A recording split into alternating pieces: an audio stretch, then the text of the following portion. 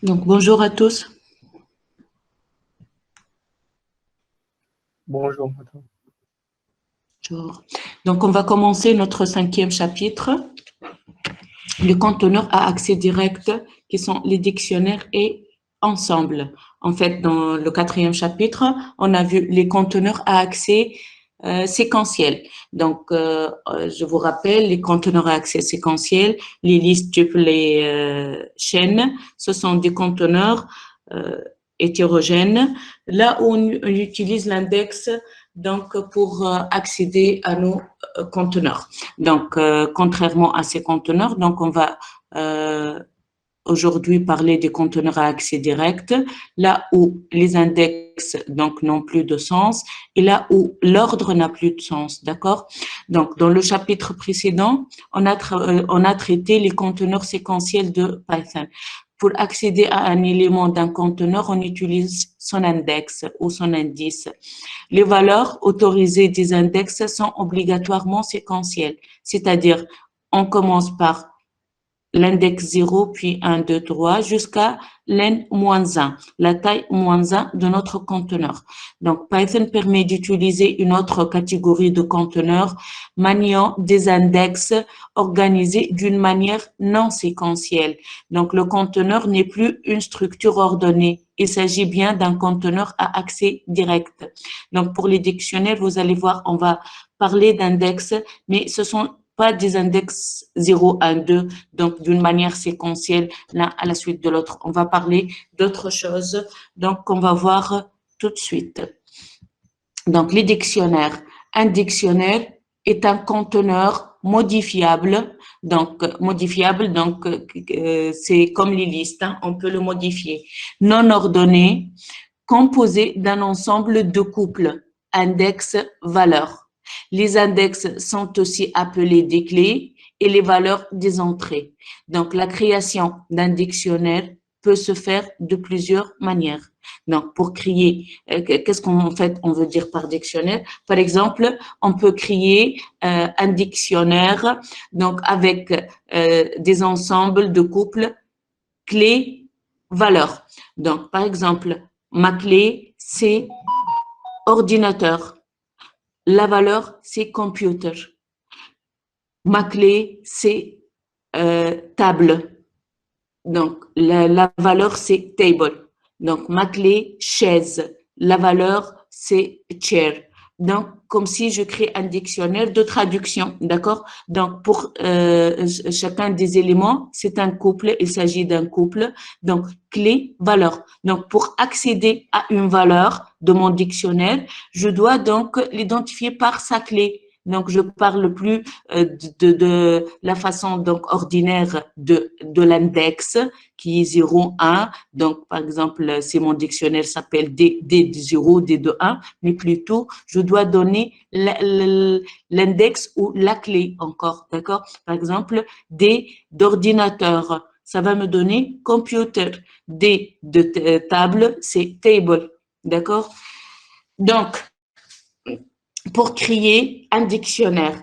Donc, on a plusieurs façons pour le faire. On va commencer par créer un dictionnaire vide. D égale dict. Donc, on peut utiliser la fonction dict avec des parenthèses donc vide. Ça va me permettre de créer un dictionnaire qui s'appelle D, donc qui est vide. Donc, je vais vérifier type de D, c'est la classe dict pour dire dictionnaire, d'accord? Aussi, on peut créer un dictionnaire vide en utilisant les accolades, d'accord? Deux accolades qui sont vides. Donc, le type de D, c'est la classe dictionnaire. Ça va me donner un dictionnaire vide. Donc, maintenant, pour créer des dictionnaires non vides, je peux utiliser la commande dict. Donc, déjà vu, donc dicte et deux parenthèses. Voilà, c'est dicte, parenthèse et parenthèse.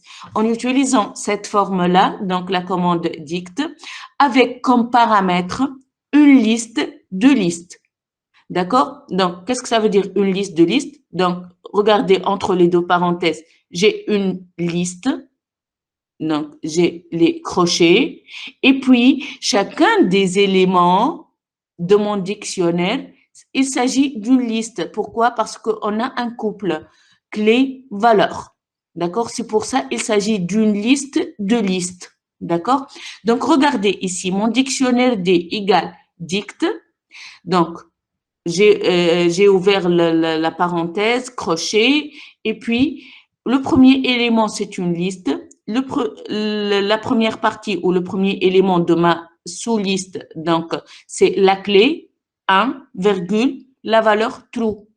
Ici, deuxième virgule, donc tous mes éléments sont séparés par des virgules. Hein, virgule, donc la deuxième liste qui est le deuxième élément, high, c'est une chaîne de caractères, virgule 1225. Virgule, le troisième élément, donc la clé elle-même, donc c'est 1,2, donc c'est un tuple, virgule, une liste, donc la valeur c'est une liste, 7, 8, 9. Donc ici, je vais voir mon dictionnaire D, je vais afficher mon dictionnaire D. C'est la clé 1,2 qui est tuple, 2 points, sa valeur c'est une liste 7, 8, 9, virgule, le deuxième élément du dictionnaire, la clé c'est 1, la valeur c'est true, et le troisième élément du dictionnaire, la clé c'est high, et la valeur c'est 12, 27. En fait, pourquoi j'ai choisi ce genre d'exemple? Donc, j'aurais dû choisir l'exemple, par exemple, dictionnaire, donc la clé c'est ordinateur, donc la valeur c'est computer, table c'est table, souris c'est mouse, et ainsi de suite, d'accord? Donc pourquoi ce genre donc d'exemple? Juste pour vous montrer que mon dictionnaire est une structure hétérogène. Donc la clé, elle peut être n'importe quel type, aussi la valeur. Donc ici, on a choisi une clé qui est entière et la valeur, c'est un booléen. Et clé chaîne, valeur réelle. Clé tuple, valeur liste. D'accord? Donc, on peut choisir n'importe quel type. Par contre, c'est vrai, l'exemple que je viens de dire, donc par exemple, ordinateur, computer, souris, mouse, table, table, c'est plus signifiant. Mais dans cet exemple, on n'utilise que des chaînes de caractères. Donc, comme si donc la clé c'est une chaîne, la valeur c'est une chaîne. Donc, c'est une structure homogène. Par contre, ici, on veut montrer que les dictionnaires, ce sont des structures hétérogènes parce qu'il s'agit des conteneurs. Donc, on peut mettre n'importe quel type dans la clé ou la valeur. D'accord? Ici, en mettant autre chose donc à remarquer, lorsque j'ai affiché la valeur de D, donc regardez, il n'est pas dans l'ordre dans lequel j'ai mis mes éléments, d'accord? Donc c'est le dernier élément, il a été affiché le premier, donc le premier le deuxième et le deuxième le troisième. Donc aucun ordre. Par contre pour les listes chaînes ou tuples, donc on doit respecter l'ordre donc de mes éléments. Ici non, parce que on parle plus donc de structure séquentielle là où l'ordre est aussi important que ça. D'accord? Ici, le plus important, ce sont mes clés. Donc, pour accéder à n'importe quelle valeur, il faut juste voir la clé, donc mentionner ou spécifier la clé. Par exemple, D de 1. Lorsque ici, je mets D de 1, je ne veux pas dire indice donc séquentiel 0, 1, 2, 3, je ne sais pas quoi. Plutôt, je cherche la clé qui est égale à 1. Donc, ici, la clé, c'est 1,2, c'est un tuple. Ici, la clé, c'est 1, puisque ça, c'est ce que je cherche. Donc, la clé, c'est 1. Donc, la valeur respective, c'est true. D'accord? Ici, D de high, la valeur, c'est 12,25. Donc, pour accéder à un élément, donc une valeur, il faut mentionner ou spécifier sa clé. D'accord? Autre façon pour créer un dictionnaire non vide. Donc, avec les accolades. Donc, elle est plus facile que celle-là. Regardez ici. Donc, on a utilisé la commande dicte, parenthèse, on a ouvert une liste et les éléments aussi, ce sont des listes. Par contre, en utilisant les accolades, D égale accolade. Donc, regardez, mes éléments sont séparés par des virgules et les éléments qui est un couple, en fait, clé-valeur, le couple clé-valeur sont séparés par 2 points. Donc, 2 points, c'est true, virgule, pour passer à un autre élément du dictionnaire, high, 2 points, 12, 25, virgule, tuple 1,2, 2 points, c'est une liste 7, 8, 9. Donc, cette façon de faire, je la trouve plus simple que celle-là. Donc, et voilà, j'affiche mon dictionnaire. Regardez, donc, comme toujours, l'ordre n'a aucun sens dans les dictionnaires. Et on a vérifié que D, il s'agit bien d'un dictionnaire.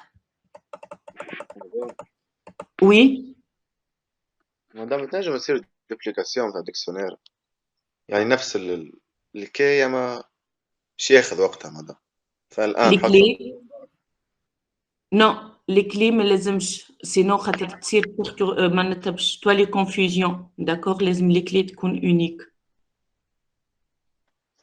باهي مدام Ben, donc, encore, comment peut-on créer un dictionnaire non vide? Par exemple, en compréhension. Regardez ici, D égale accolade X, 2 points, X plus 1.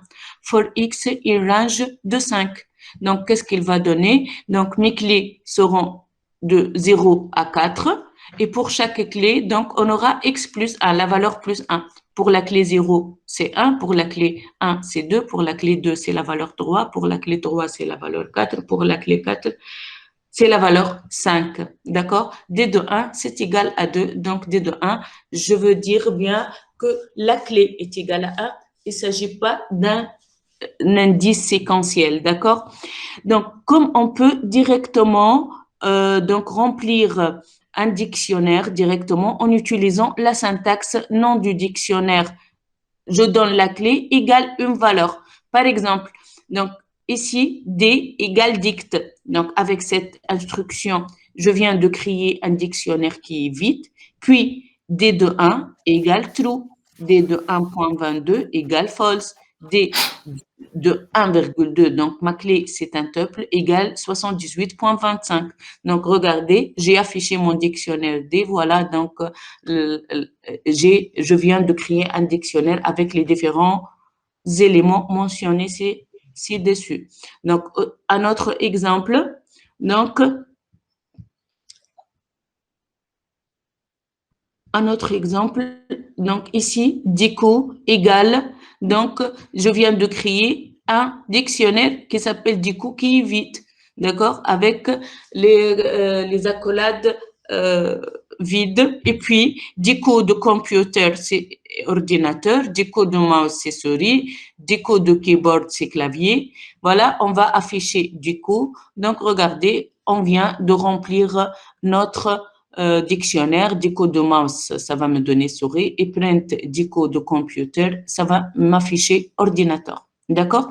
Donc, on a vu jusque-là, donc, on a créé un dictionnaire non vide de plusieurs façons. Par exemple, dans une évaluation, qu'il soit un DS ou un examen, donc on peut avoir un exercice là où il nous donne par exemple un dictionnaire. Donc, il nous demande de créer ce dictionnaire en utilisant, par exemple, 3 différentes façons. D'accord? مدام قالوا لك Voilà. D'accord. Donc, dans un exercice, j'ai dit, on peut avoir, par exemple, un dictionnaire, on va dire soit le dictionnaire suivant, donc computer, c'est ordinateur, mouse, c'est souris, et c'est keyboard, c'est clavier. Et puis, la question sera, donc, donner ou créer ce dictionnaire en utilisant, par exemple, 3 façons. Donc, pour faire ça, donc, on peut utiliser la première façon, donc avec liste dicte et liste de liste, avec les accolades et en utilisant donc directement en créant un dictionnaire vide et puis pour chacun des clés, on donne la valeur. D'accord? Donc, ça, c'est un exemple d'exercice qu'on peut donc rencontrer. La taille d'un dictionnaire. qui est le nombre d'entrées. Donc, ici, par exemple, dans ce dictionnaire-là, donc j'ai 1, 2 et 3. D'accord? La taille d'un dictionnaire, c'est le nombre d'éléments et un élément, c'est un couple, hein, clé-valeur. Donc, la taille d'un dictionnaire qui est le nombre d'entrées qu'il contient est accessible via la commande len. Donc, on utilise toujours la commande len pour savoir la taille de mon conteneur. Donc, pour afficher une valeur correspondante à une clé, on utilise la syntaxe nom du dictionnaire entre crochet, clé. Donc, les deux opérateurs in et not in testent l'appartenance d'une clé à un dictionnaire. Je dis bien d'une clé, c'est pas d'une valeur. Ils testent l'appartenance d'une clé et non pas une valeur. Donc, regardez par exemple, on a créé un dictionnaire vide, D égale dict, et puis on a créé 3 entrées, D de info égale 12, D de chim égale 10 et D de maths égale 8. Donc, len de mon dictionnaire, c'est 3 puisque j'ai 3 entrées. Et puis, D de info, c'est égal à 12. D info in D, c'est true parce que la clé info, elle existe dans mon dictionnaire. 12 in D, false. Pourquoi? Parce que 12, il s'agit d'une valeur et non pas d'une clé. Et on a dit que in et not in testent l'appartenance ou la non-appartenance d'une clé à un dictionnaire. Donc, 12 in D, c'est false. Physique, not in D, c'est true parce que j'ai pas de clé, donc, qui s'appelle phi.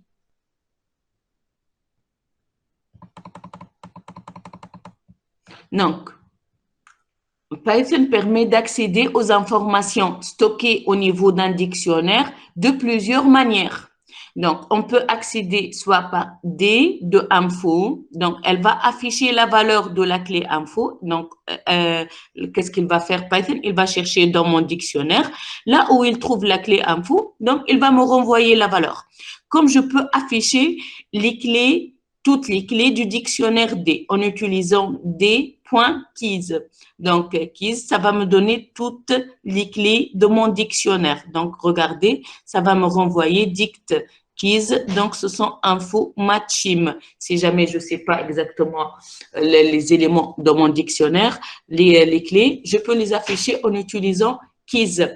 Comme je peux utiliser D.values qui va m'afficher les valeurs de D. Si je veux afficher les deux, donc qui est valeur et les valeurs, les clés et les valeurs, donc j'ai des points items. Des points items, ça va me donner donc les clés et les valeurs. Donc regardez ici for i, j. Donc ici j'ai deux compteurs for i, j in d.items print ij. Ça va me donner info, c'est 12, maths, c'est 8 et chim, c'est 10. Donc, ça, c'est pour afficher donc, le contenu d'un dictionnaire. Donc, tout le contenu. En fait, on fait deux compteurs. In d.items, items, ce sont les éléments de mon dictionnaire, et faire print ij, ça va m'afficher donc les différents éléments de mon dictionnaire. Encore, une entrée peut être accédée par la commande get. Je peux faire d.get de info, ça va me donner 12.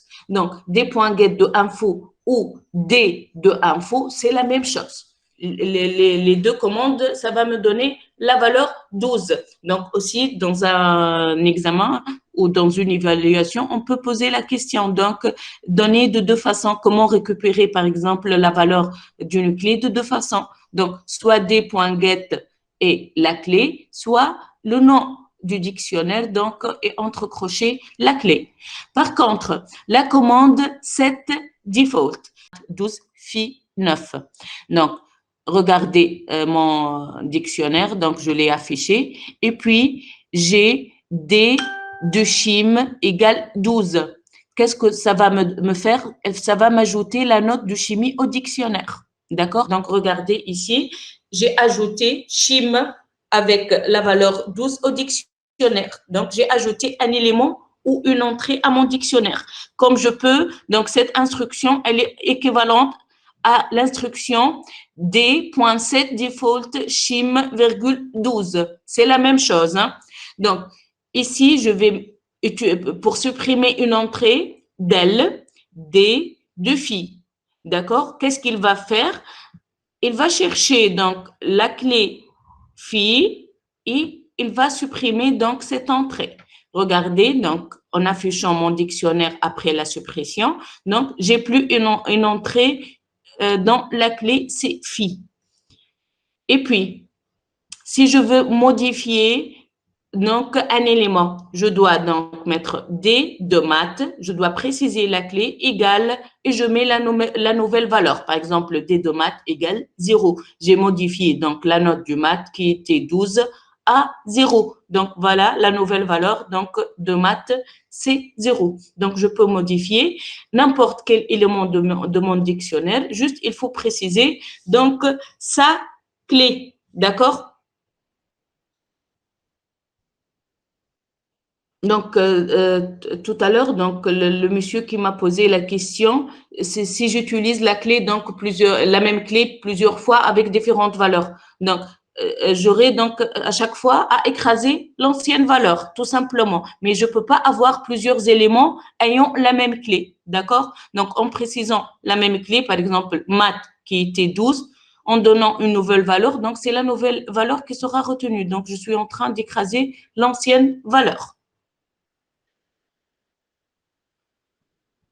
Donc, ici, Python offre un ensemble de commandes de mise à jour pour les dictionnaires. Donc, on a la commande update. Donc, cette commande, la syntaxe, c'est d1.update d2. Qu'est-ce qu'elle va faire? Donc, déjà, D1, c'est un dictionnaire et D2, c'est un dictionnaire, d'accord? Elle va fusionner deux dictionnaires. Comment? Donc, déjà, si la clé figure dans les deux dictionnaires, alors la valeur de l'entrée correspondante dans D1, je dis bien D1, c'est pas D2. Donc, dans D1 sera mise à jour. Sinon, une nouvelle entrée est créée dans D1. Donc, lorsque je fais D1.update D2, donc D2, il reste inchangé. Je ne vais pas toucher D2, plutôt la fusion sera faite sur D1. Et comment elle sera faite? Donc, si la clé, elle figure dans les deux dictionnaires, donc, la valeur de l'entrée correspondante dans D1 sera mise à jour. Donc, la clé dans D1, elle va prendre la nouvelle valeur venant de D2. Et pour les clés donc, qui n'existent pas dans D1, elle sera ajoutée. Voilà un exemple. D1 égale un dictionnaire 1, 2, 2, 3 et 3, 4. Et D2, donc c'est un dictionnaire qui a les valeurs 1, A, 2, B, A, X plus 1, 12, 25, true. Donc, je viens d'afficher mes deux dictionnaires. Maintenant, je vais faire D1.update D2. Donc, je vais faire l'update de D1 à partir de D2. Donc, ici, est-ce que j'ai des clés qui se répètent? Oui. Donc, la clé de D1, 1, et la clé 2, je les trouve aussi dans D2. C'est pour ça, donc la clé 1 de D1, sa valeur sera changée. Elle va prendre la nouvelle valeur qui est A. Elle était 2, mais maintenant, elle devient 1. A. Pour la clé 2, qui était 3, elle va prendre la nouvelle valeur qui est B, qui vient du dictionnaire des deux. D'accord?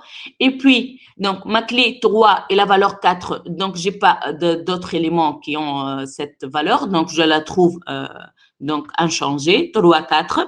Et puis, les autres clés de D2, donc, seront ajoutées à D1. Regardez maintenant D2. D2, il reste inchangé.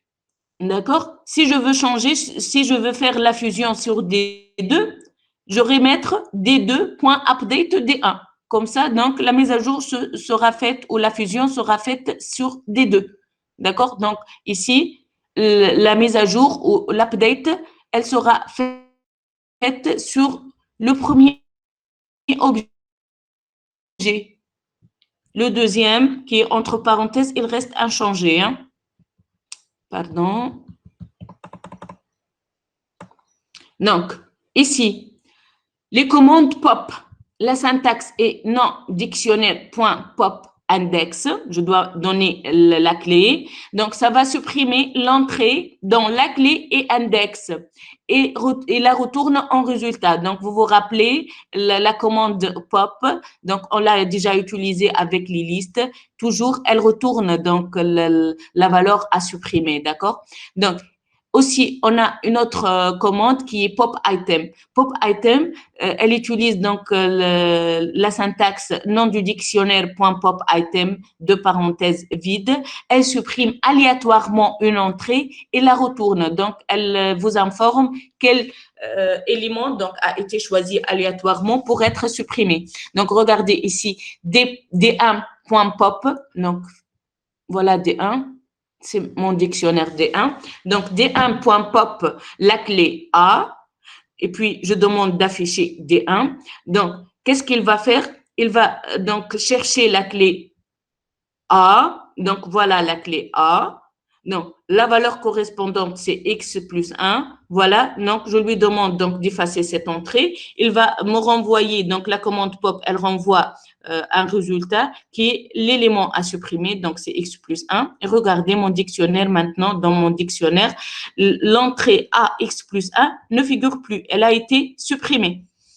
Ici, D1.pop item, on a dit que pop item, elle choisit aléatoirement un élément, donc, et elle va le supprimer. Donc, elle a choisi donc l'entrée clé 1, valeur A.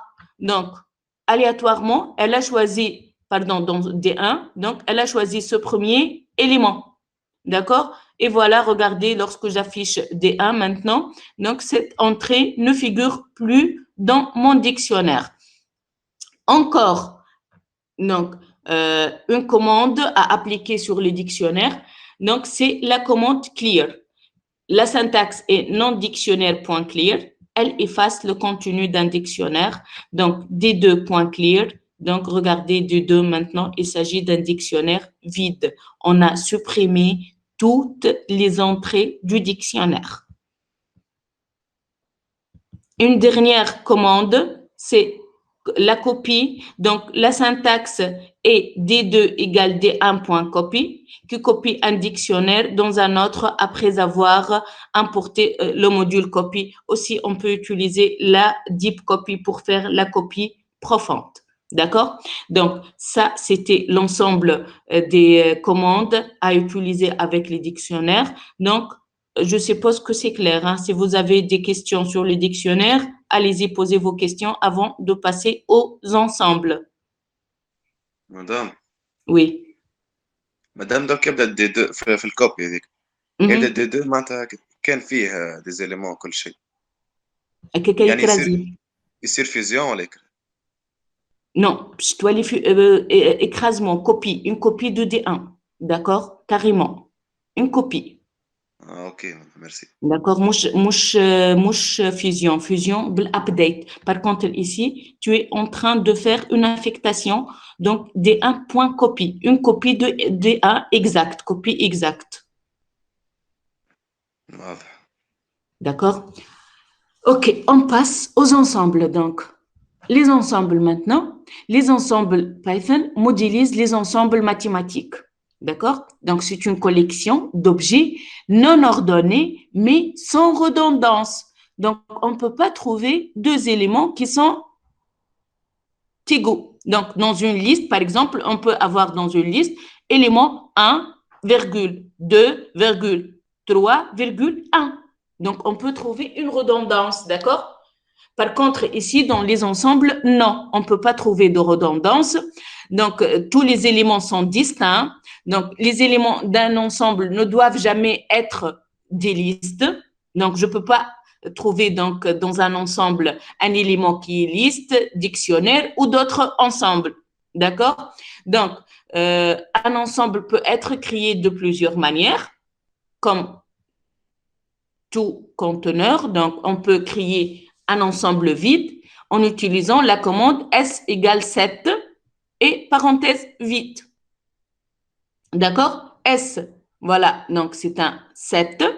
Et type de S, c'est la classe set pour dire la classe ensemble.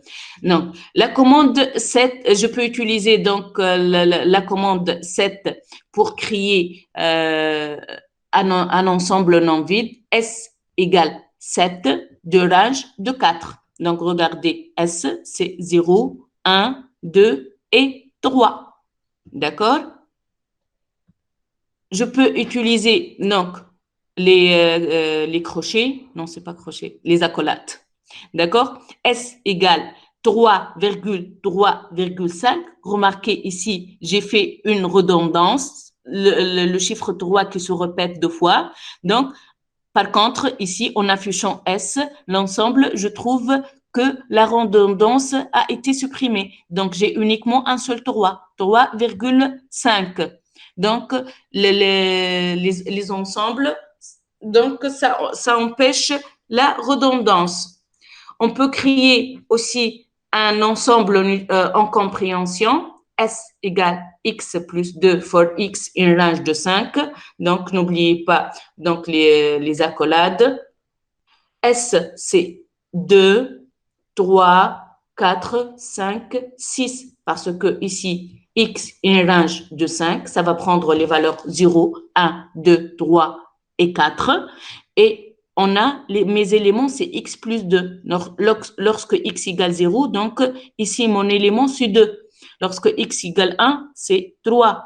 D'accord? La dernière valeur à prendre par x, c'est 4. 4 plus 2, c'est 6.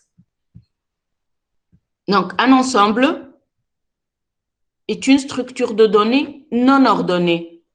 La commande len donne la cardinalité de l'ensemble. Donc, ici, puisqu'on parle d'ensemble mathématique, on parle de cardinalité, pardon. C'est pas de nombre d'éléments. D'accord? Donc, on peut tester l'appartenance d'un élément à un ensemble, mais on ne peut pas utiliser un indice. Donc, ici, parce qu'il s'agit de conteneurs à accès direct, on ne peut pas utiliser les indices. Je ne peux pas écrire S de 0 ou S de 1 ou S de N-1, d'accord? Donc, je peux tester l'appartenance et le non-appartenance avec in et not in. Par exemple, mon ensemble contient 3, 4, 5. 4 in S, true. 5 not in S, false. Et len de S, c'est 3.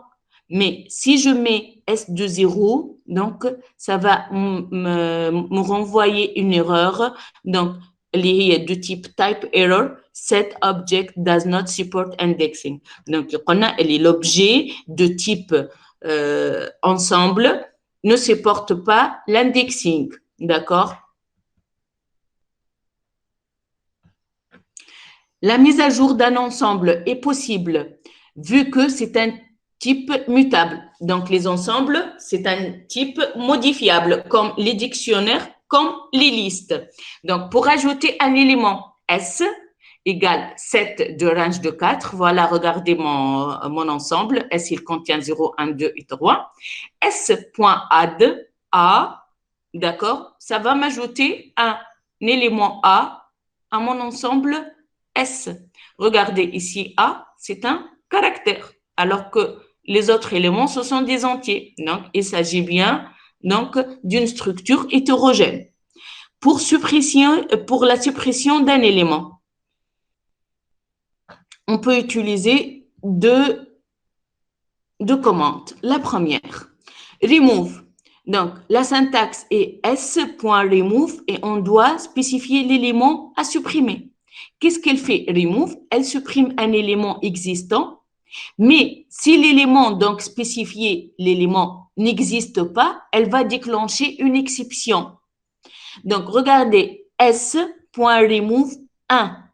Donc, elle va supprimer 1 de S. Voilà mon S, 0, 2, 3, A. Donc, je rappelle que S était 0, 1, 2, 3 et A. Donc, elle a supprimé l'élément qui est égal à 1. Ici, je demande de supprimer un élément qui est égal à 444. puisque cet élément, il n'existe pas dans mon ensemble, donc ça va me déclencher une erreur. Une erreur de type key error. Donc, le key error 444, donc cet élément, il n'existe pas. Donc, ça va déclencher une erreur. Si jamais je ne veux pas déclencher d'erreur, donc je ne veux pas que ça se passe de cette façon, qu'est-ce qu'on va faire? On va utiliser au lieu donc de la commande de remove, la commande discard. Donc, la syntaxe, c'est s.discard. Je dois spécifier l'élément. Elle supprime un élément s'il existe. Il ne déclenche pas d'erreur si l'élément ne fait pas partie de S. Donc, si l'élément, il existe, elle va le supprimer. Sinon, rien ne se passe. D'accord? Regardez, S.discord 444. Donc, rien ne s'est passé. Donc, puisque l'élément 444 n'existe pas. Donc, mais ça n'a pas, donc, déclenché d'erreur. On peut utiliser la commande pop avec la syntaxe s.pop qui supprime un élément aléatoire de S et déclenche une exception si l'ensemble est vide. Donc, s.pop, elle a choisi aléatoirement donc, de supprimer l'élément A. Donc, et pop toujours, elle renvoie le résultat qui est l'élément à supprimer. Hein. Donc, si S est vide, donc si je fais s.pop, donc ça va me renvoyer une exception, pardon, qui est pop from an empty set, donc c'est-à-dire pour dire tu veux supprimer un élément d'un ensemble qui est déjà vide.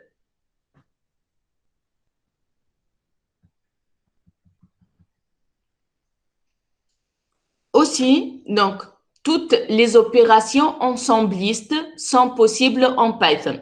Donc, on peut tester si deux ensembles sont identiques ou différents avec les opérateurs de comparaison égal et différents. Donc, si A égale 7 range de 5 et B 7 range de 3,7. Regardez, donc mon ensemble A, c'est 0, 1, 2, 3 et 4. Mon ensemble B, c'est 3, 4, 5 et 6. Donc, ici, je vais tester A égale à A. Oui, true. A égale B, c'est false. C'est tout à fait normal. A différent de B, c'est true. On peut tester donc aussi si deux ensembles sont disjoints. Qu'est-ce que ça veut dire disjoint? C'est-à-dire aucun élément en commun. A point is disjoint de B, false. Pourquoi? Parce qu'en fait, on a les éléments 3 et 4 qui sont en commun. Un ensemble, on peut tester si un ensemble est un sous-ensemble d'un autre. J'ai créé un ensemble E dont les éléments c'est 1, 2 et F c'est 1, 2, 3 et 4. Donc, on peut utiliser E inférieur ou égal à F, ça va me renvoyer true. Pourquoi? Parce que E, en fait, il fait partie de F. Donc, c'est un sous-ensemble de F. Donc, je peux utiliser inférieur ou égal, comme je peux utiliser donc la méthode E.isSubset de F. Donc, isSubset, c'est-à-dire c'est un sous-ensemble de F. Donc, ça va me renvoyer true puisque E, donc les éléments de E, ce sont des éléments de F aussi. Un ensemble, on peut tester si un ensemble contient un autre ensemble. Donc, F strictement supérieur à E, donc true. F.isSuperset de E, c'est true. Donc, c'est la même chose. F strictement supérieur ou isSuperset. Donc, c'est la même chose. Hein. Donc, on peut tester l'union. Donc, E, donc, le barré qui est 6, avec le 6, on l'utilise de F ou E point union. C'est la même chose. Donc, le barre de 6 ou point union de F, ça va me renvoyer l'union de deux ensembles. Donc, ça sera 1, 2, 3 et 4. Donc, on peut aussi trouver l'intersection en utilisant E and F. Donc, l'intersection, c'est 1,2 ou c'est la même chose, donc and or ou le point intersection de F, E.intersection F.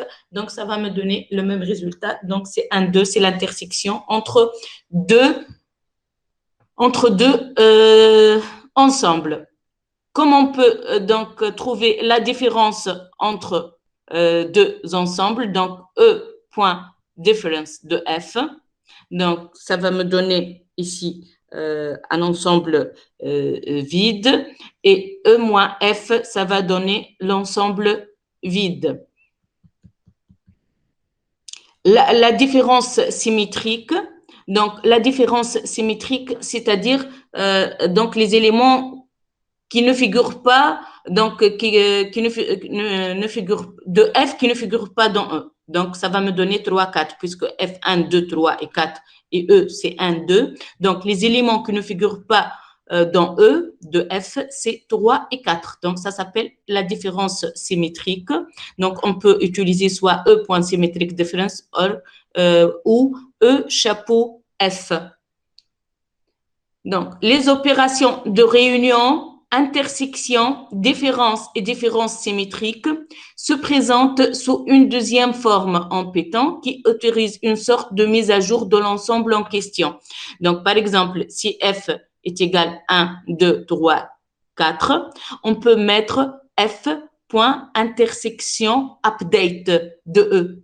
Donc, on va faire l'intersection donc de F et E et on va faire l'update sur F. Donc, comme si je suis en train de faire deux instructions ici. Donc, la première instruction, c'est F.intersection de E. Donc, l'intersection entre F et E, c'est 1 et 2. Et puis, on va mettre à jour F par ce résultat. Donc, comme si je vais affecter le résultat à F. D'accord? F.difference update, donc de 3, 4, 55, 4, 32.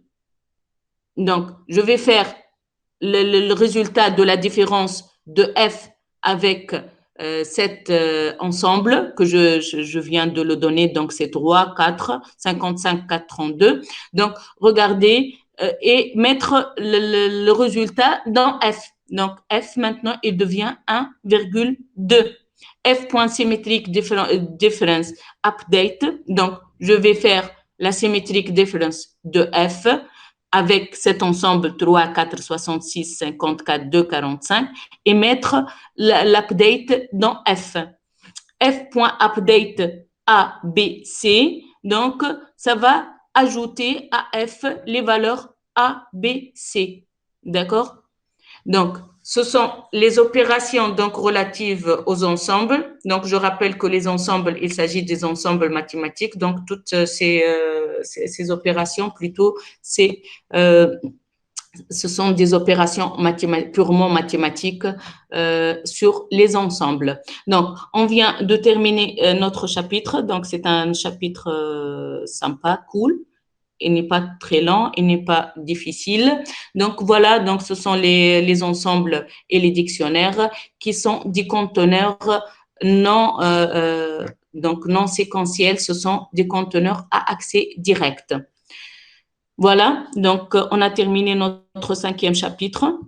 Donc allez-y, donc si vous avez des questions à poser.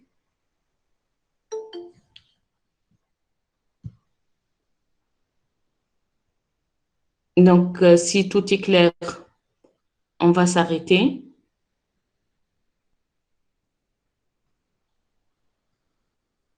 Donc, je pense que tout est clair. Donc, bonne journée et à la prochaine, Inch'Allah. Donc, pour le mercredi, on utilise toujours les mêmes liens, le même lien que le lien de TD de la semaine dernière. Allez-y, donc, bonne journée et bon appétit. Merci, madame. Bon appétit. Slema, bye bye.